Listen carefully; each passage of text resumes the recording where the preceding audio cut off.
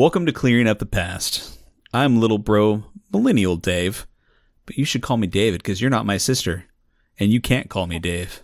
There are like 4 people that can, and you're not one of them. And I'm Big Sis, Gen Xe, also known as Erin, but you can call me Erin. And we are your nostalgia historians covering the best things from the 80s, 90s, and beyond. So everybody take a chill pill and get ready for a magically delicious time. Oh, nice. Nice. And as you could probably tell, we are going to talk breakfast cereal this time. Magically delicious, obviously being Cinnamon Toast Crunch's infamous theme. Obviously. Yeah, so breakfast cereal, I mean, what's more 80s than waking up on Saturday morning to a big old bowl of pure sugar and watching some of your favorite cartoons? Exactly. Yeah. Saturday morning. Yeah. I still, to this day, absolutely love breakfast cereal. I mean, I will eat it for dessert, generally late night as I'm like should be going to bed and not filling my belly with sugar, but that is probably my favorite time to eat cereal, like watching a movie or a TV show, like right before I'm going to go to bed. Yes. What about you? I've eaten it for every meal. Dinner included. She's eaten it for every meal for her entire life, and it's a miracle she's alive. You know what I mean. Definitely has been a snack staple. I've tried to eat it less recently just for health purposes and cutting back on carbs, things like that. I too love breakfast cereal, especially the sugary ones. Ugh, yeah. I know we talked about it, I think, in our the episode where we were going to basically redo this podcast. We talked about some of our topics. We talked about what our favorite breakfast cereals were, but refresh me of yours. Number 1. I said Golden Grahams. Yeah, likewise. Yeah. I mean, it's real tough for me because like it might be not Captain Crunch, my lord, Count Chocula, but the problem is they changed the recipe.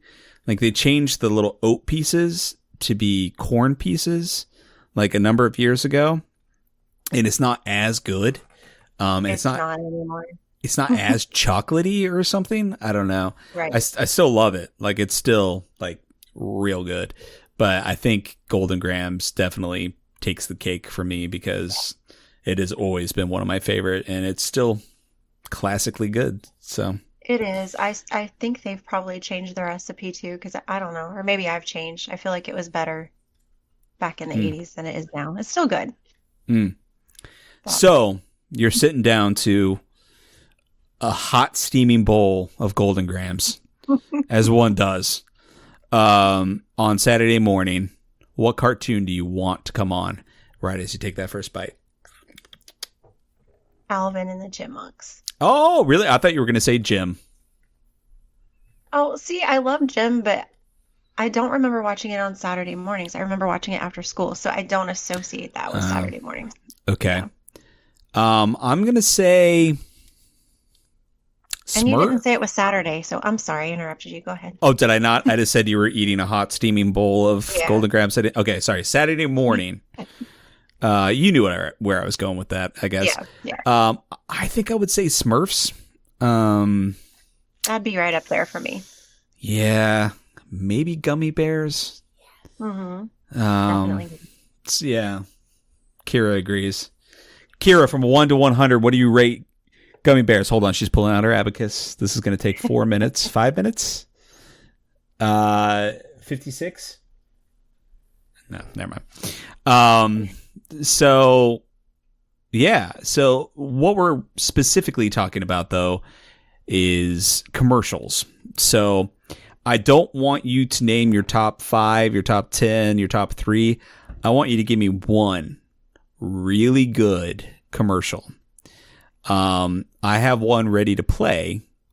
Sorry that I didn't do this for yours, but I don't know what yours is. But we'll have you start.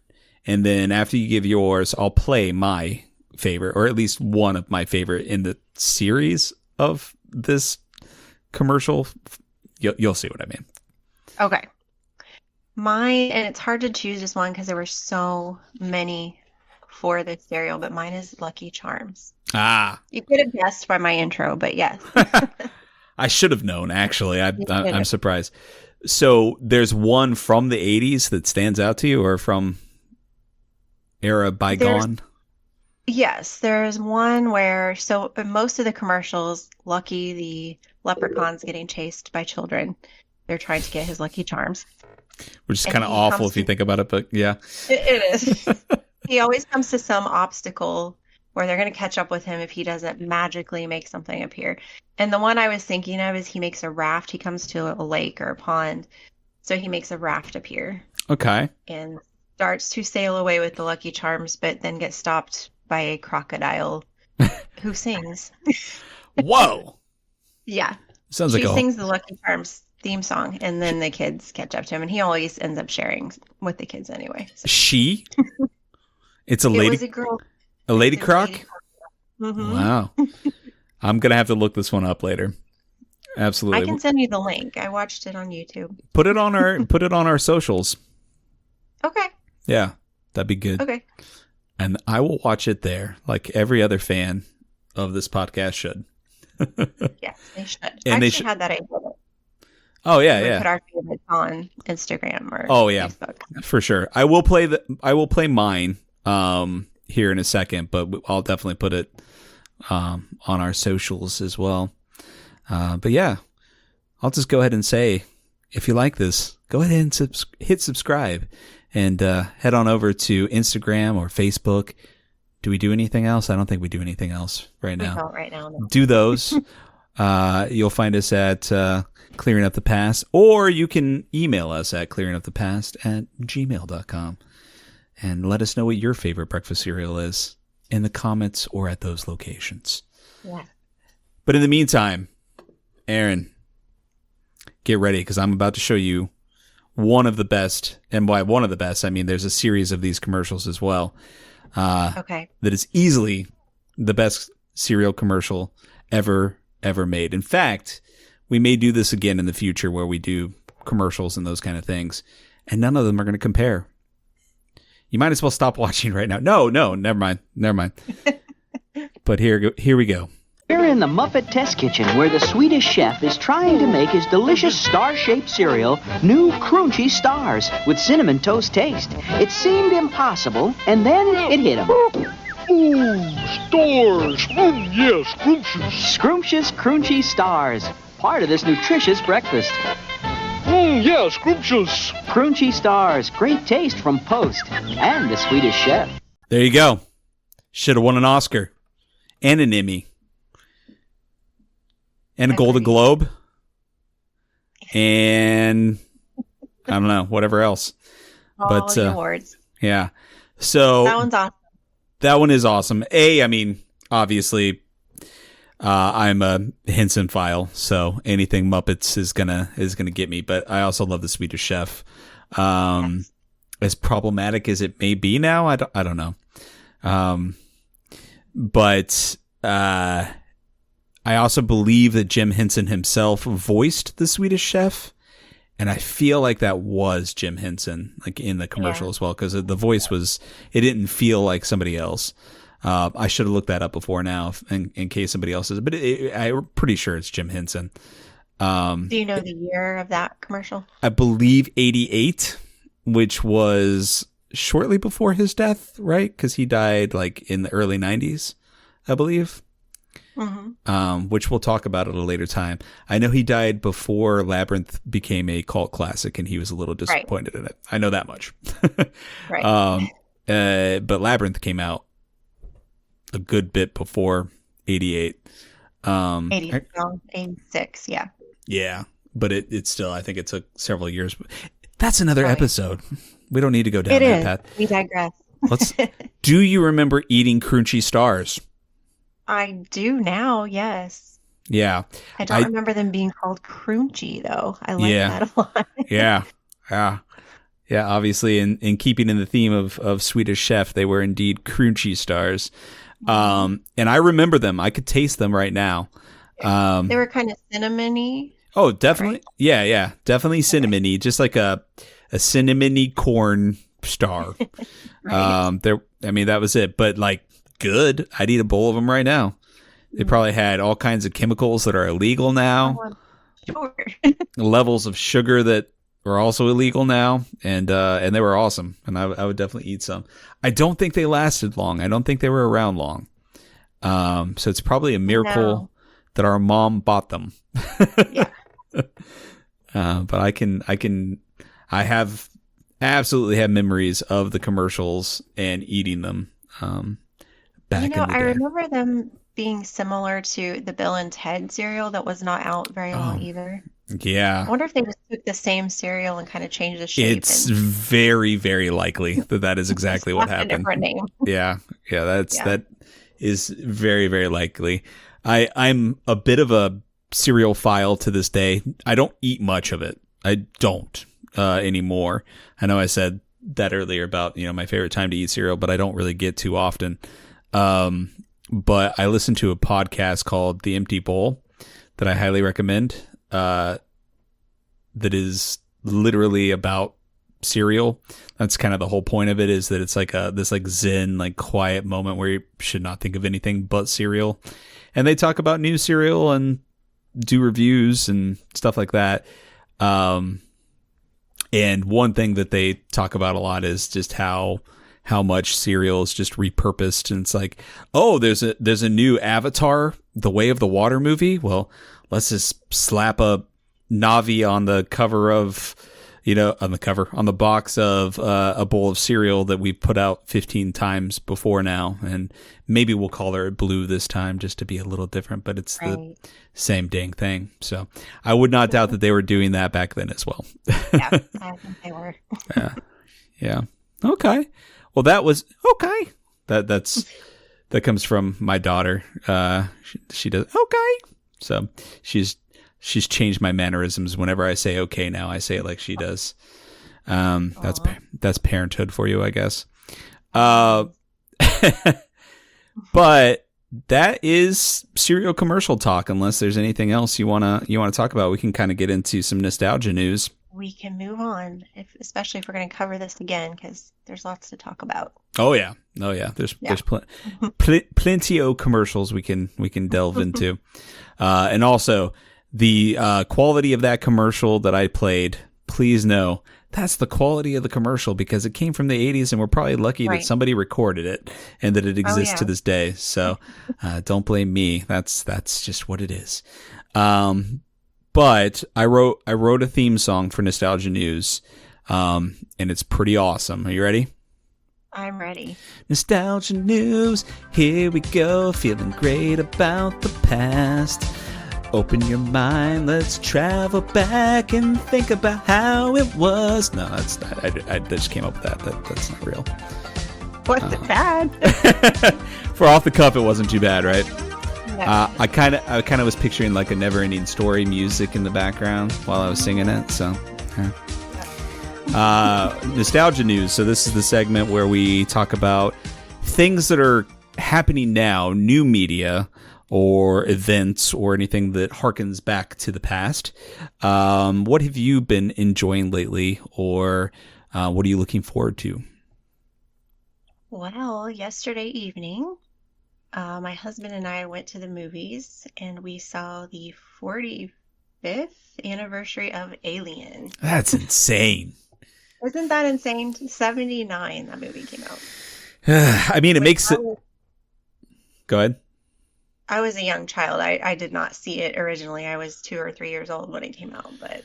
Yeah, I was going to say, it makes sense because obviously it came out before I was born, and I am not yet 45, thankfully. But no offense to those of us, those of us who are. But yeah, when you said that, you're like, we're going to the movie, the anniversary. I'm like, 45th. Yeah.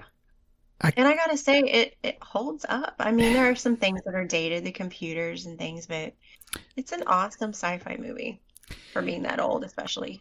Yeah, but I think when you look at, how, let's talk about Star Wars, for example, is probably the best like retro technology that they continue to use. When you look at the prequels and they try to make everything new, it's like, why would stuff be newer than it was in the original trilogy when that happens later? And then they kind of go back to it and kind of that kind of like retro tech like is big still in new stuff.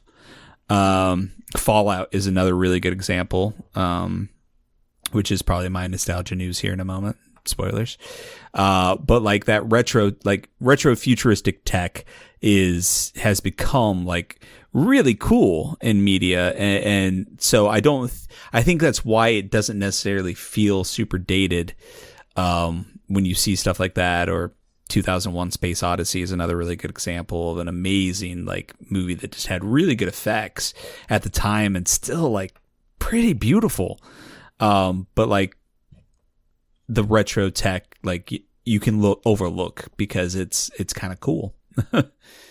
And funny you mentioned that one because they had a conversation with Ridley Scott at the beginning, and he mentioned 2001 Space Odyssey and was talking about how it held up too over time. So.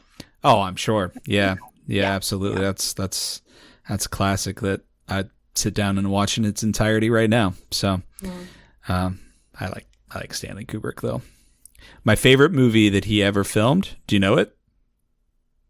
The Shining. No, Clockwork Orange. The Lunar Landing. Okay, I didn't know that. Oh, haha. Just floats. I'm tired. Wake up, drink some coffee. Just kidding.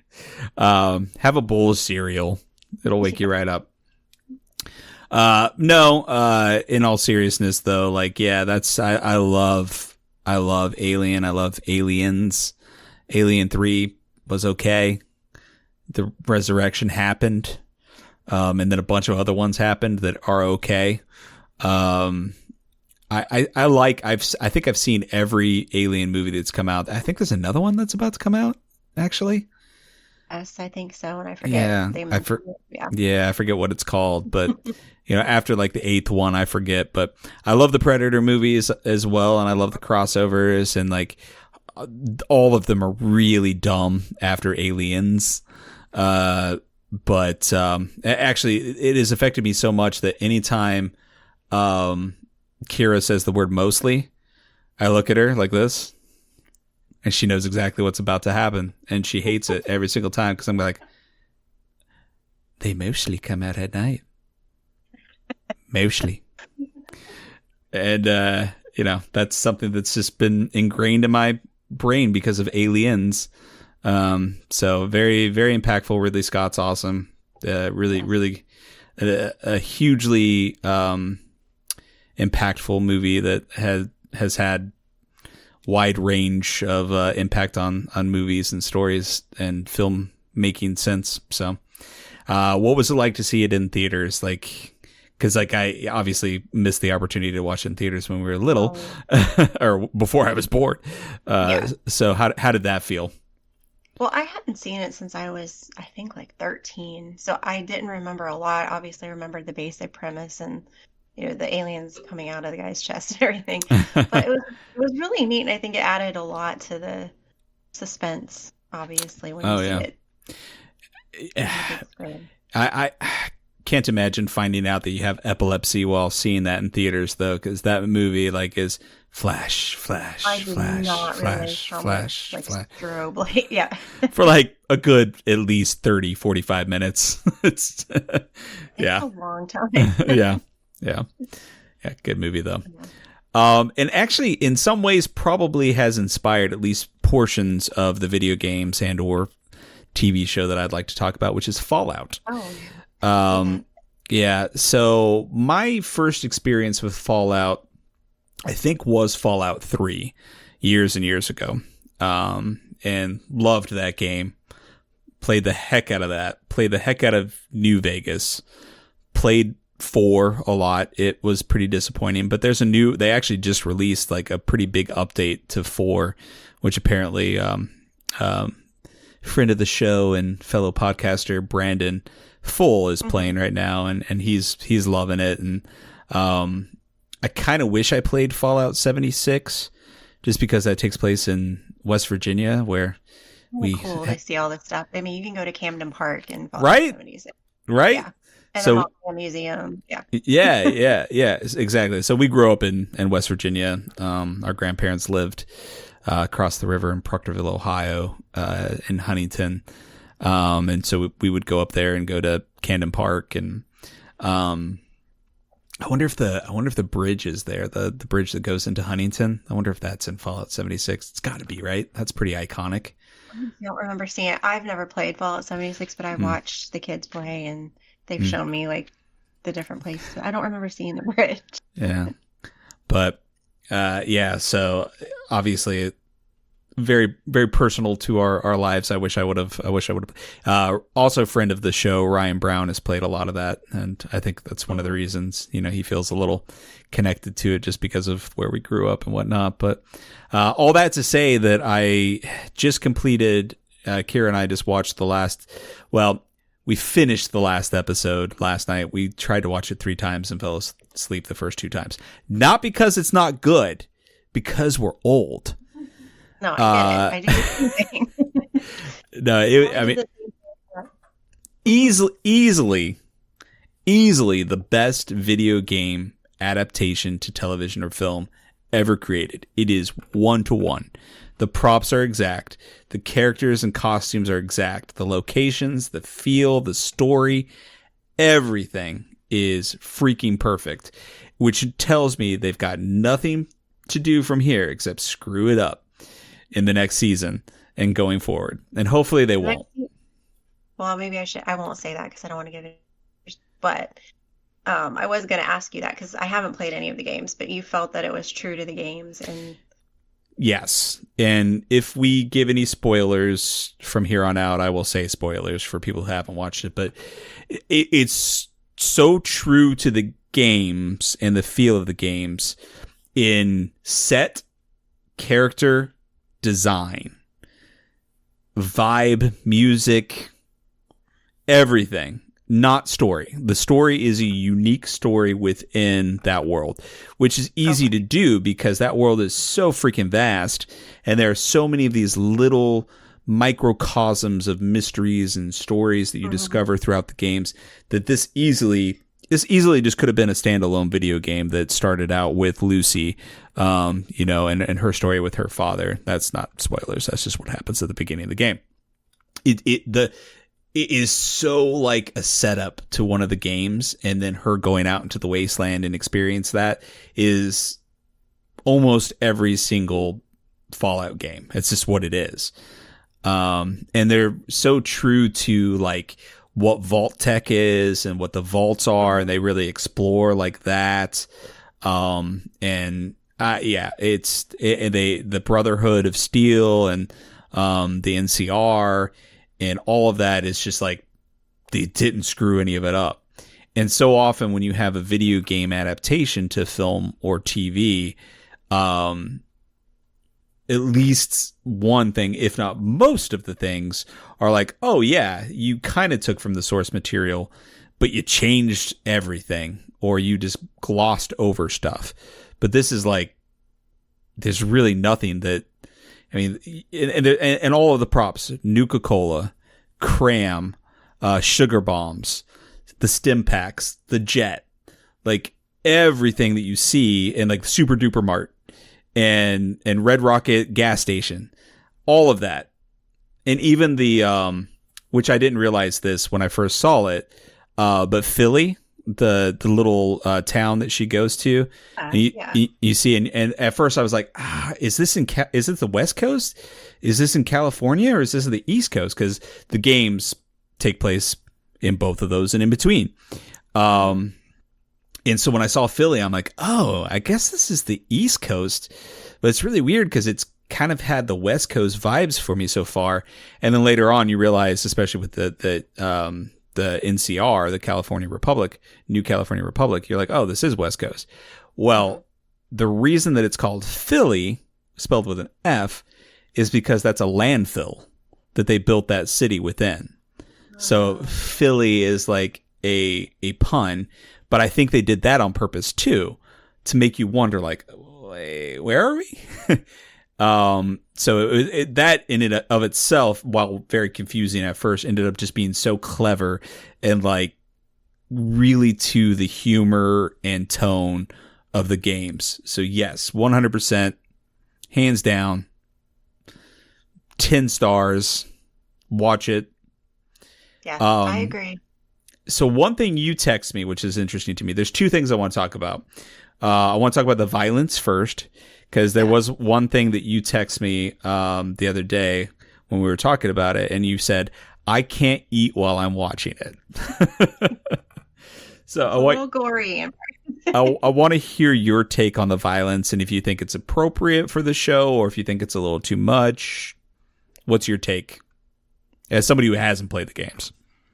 Right. I was not familiar with the games aside from seeing, parts of Fallout 76.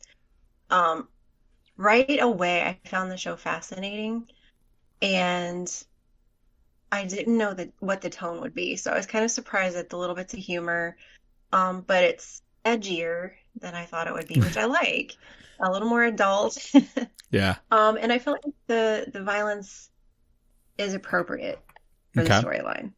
Okay. I don't enjoy gore and violence and things like that, but it's not stopped me from watching the show. I mean, I'm not going to say I love that kind of thing, but I do feel like it's part of the story. You need to see what happens in the world.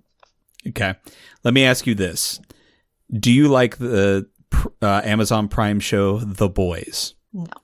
I saw the first episode and I was like, this is not a show for me. Okay. Why? I honestly don't remember a lot about it, but it was, I don't know, it just crossed some line of comfort for me where I was just like, it's not necessary, I guess. It's not. Okay. I don't know how to describe it. It was uncomfortable. Was it the violence?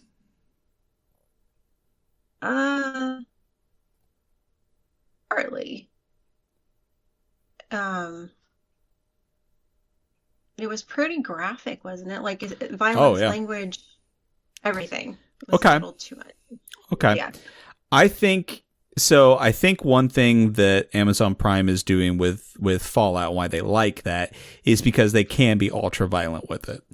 And to an extent, they're while there's not like a lot of really graphic sex, there is a lot of sex, and they talk about sex like very bluntly. So I think that part of what Amazon Prime is doing is using this as a way to reach out to those people that like things like The Boys. But I think while it has a wider appeal to audiences is because it is seen through the lens of naivete in the Vault Tech or the Vault Dwellers, namely the main character. She is very innocent, even though she's like, she makes some cracks about having sex with her cousins and stuff. Like, she's very blunt and she's very real, but she's also very naive because she hasn't experienced much in life. Now, the violence itself, I think, is justified because of the video game. It actually, to the point where there are times where they kind of slow down the action a little bit, and then like you see like somebody shoot and like a head blow up from the shot, right? That is very reminiscent to the VATS system, VATS, in the games, where you can literally like slow down time, like kind of bullet time, and like aim like where you want to on a person's body. You can like blow off their arm, blow off their leg, blow off their head. So it's very like violent and explosive and that kind of thing. So I think the violence is very true to the games as well, and done very well in that they kind of gave homage to the VAT system, and the way that you see the violence in the games.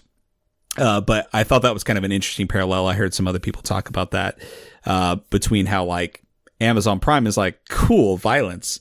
We know we have this group of people who will be part of this audience because they like violent things, and this is a violent thing. But then they have the audience that's very true to the games that will follow it for that. And then you have this other audience that I think is just amazing that I'm finding that they are finding, which is like middle-aged women. Like I've heard people at work talking about like, have you ever heard of this game? It's called Fallout. It was a video game. I think it was called Fallout, and there's a show, and like I'm watching it, and it's just like, it's so good. You should watch it. It's like literally like about like somebody getting their head cut off and drug across the country. And like these middle-aged women are just loving it. So. But it's more than that. As a middle-aged woman, I can attest to it. It is. I mean, it's deeper and it's unique, and I don't know. It's just a good show. Well, and I think it's because it is such a vast world across multiple video games. This very lived in by millions of gamers already. It's been fleshed out, and the good thing they didn't dumb it down. They didn't introduce you to all these concepts and all this stuff. They just like, here it is. This is the world. Deal with it. Yeah. And that's how the games are too. Like you literally walk out of a vault and you're like, oh God, what the hell? And that's just kind of what happens in the show too. So I think that's just, they just made so many good choices with it and making it feel very much like one of the games. So I really like the juxtaposition, the irony of the old kind of 50s, 40s, 50s feeling. Everything, the music, and I know that's part of the games too. They had that music in the games, and the vaults seem very mid-century. Yep. Well, they made them mid-century, so. But they didn't. That's the funny thing. They made them in the 2000 like 60s and 50s, but it's like the world stopped in the 50s. And then all of the technology and everything was like what sci-fi from our 50s said it would be. Like that's the future. And then that's what the future became. But like things like the computers, there's still green text on a black background. Like there's not, the video game that the dude plays on the Pip-Boy is like basically Missile Command, very low res, green and black. Which you can play those games in the show. Like all of those are Easter eggs, obviously, all that stuff, to the games. But it's literally taking place in the 2077 or whatever, and beyond. Actually, I think beyond in this show, because I think I saw something that says that this show is actually taking place the furthest in the future, in the Fallout's timeline so far, which is kind of interesting too. Yeah, that's what Alex told me that too. Yeah. So, but yes, it's very 50s, the music, the clothes, the aesthetic, everything, the technology, which is what I was saying, the like retro tech is very cool. And the way they do it is just astonishing. It's very, very cool. But I could talk about this show and the games in ad nauseam. So, and I probably will. We probably will talk about it more in the future, depending on, how the next season goes and other games and stuff that are coming out. So I will end it there unless you have anything else to say about it. Just that it's made me want to play the games, and I've heard that that's happened. Oh yeah, it's widespread that people now want to play the games. So. Yeah. No, I definitely feel that. It's definitely made me want to go back and play the games. So all right, well, anything else you want to talk about? I had one question for you. Okay. That relates to nostalgia, I think. Okay. We went to Monster Jam today, and I was telling our dad that we were going to go, and he said, "Oh, did you go with us when we went back in the 80s?" And I don't remember going. I was going to see if you remembered going. You would probably have been very young. Like the monster truck thing? Yeah. Yeah. I know that we did. Okay. I don't know that I have a super clear memory of it. I remember like having to wear earplugs maybe, like it's a super vague memory, I would say at best, but I remember that we did. I guess it was you and Mandy, and Mom and I must have done something, but okay. It just brought up that memory. I wondered. Yeah, that's cool. So you went today, you said? Yeah, Dan and I went with Delaney and her boyfriend and his dad and brother. So I thought you were going kayaking today. That was yesterday. We kayaked all day yesterday. The days, they all blend together. I know. It's been a long weekend. That's one reason I'm tired. So what was the best truck? El Toro Loco. That's my favorite. Duh. Gravedigger won because Gravedigger always wins. Because Gravedigger is Gravedigger, and that's the only one that I would have probably known. And yeah, of course, Gravedigger won because he's my favorite. The driver of Gravedigger was like, I think it was his 21st birthday. They're so young. Oh my God. Kind of amazing. Yeah. Yeah. The driver of Gravedigger should be like a 60-year-old drunk. That's just like smoking the whole time. That's what I want to see. It's kind of funny because they have the like motocross guys, and they're out there doing all these flips and tricks. And the guy that won that came to the center of the arena and took his helmet off, and he looked about our age, like he was in his 40s. There we go. I expected him to win anything. That sounds better. All right. Well, until next time, Nostalgia Nerds, I've been Millennial Dave. And I've been Gen Xy. When you're feeling lost in the fog of the modern mundane, don't fear. Because we're here clearing up the past. Cool.